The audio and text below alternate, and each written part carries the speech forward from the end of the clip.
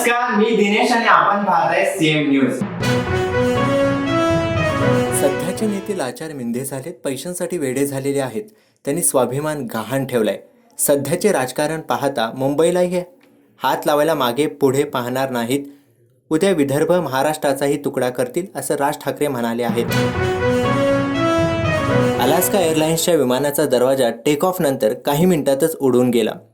त्यानंतर विमानाचे emergency landing करावे लागले. या विमानात 171 प्रवासी होते आणि सर्व प्रवासी सुखरूप आहेत. ईडीच्या पथकावर झालेल्या हल्ल्याप्रकरणी 3 FIR दाखल करण्यात आले आहेत.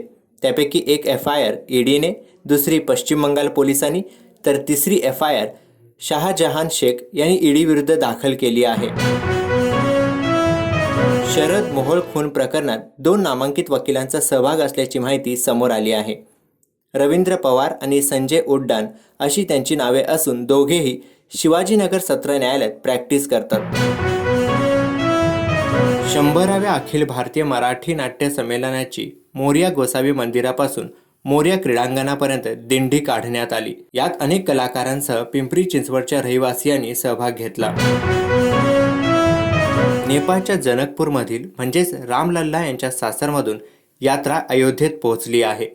जनकपूरच्या लोकांनी 1100 थाळ्यांमध्ये चांदीचे दागिने, फळे, सुकामेवा आणि अनेक भेटवस्तू रामलल्ला यांच्यासाठी आणल्या आहेत. गुंड शरद मोहोळ हत्या प्रकरणी 8 आरोपींना अटक करण्यात आली आहे. यातील मुख्य आरोपी साहिल उर्फ मुन्ना पोळेकरला शिरवळमधून फिल्मी स्टाईलने अटक करण्यात आली असून त्याच्याकडून 3 पिस्तूल जप्त करण्यात आली आहेत. महादेव या प्रकरणात मुंबई क्राईम ब्रांचकडून पहिली अटक करण्यात आली आहे. 27 वर्षीय दीक्षित कोठारी याला अटक करण्यात आली आहे.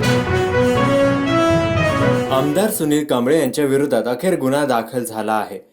बंड गार्डन पोलिसांनी शुक्रवारी रात्री हा गुन्हा दाखल केलाय.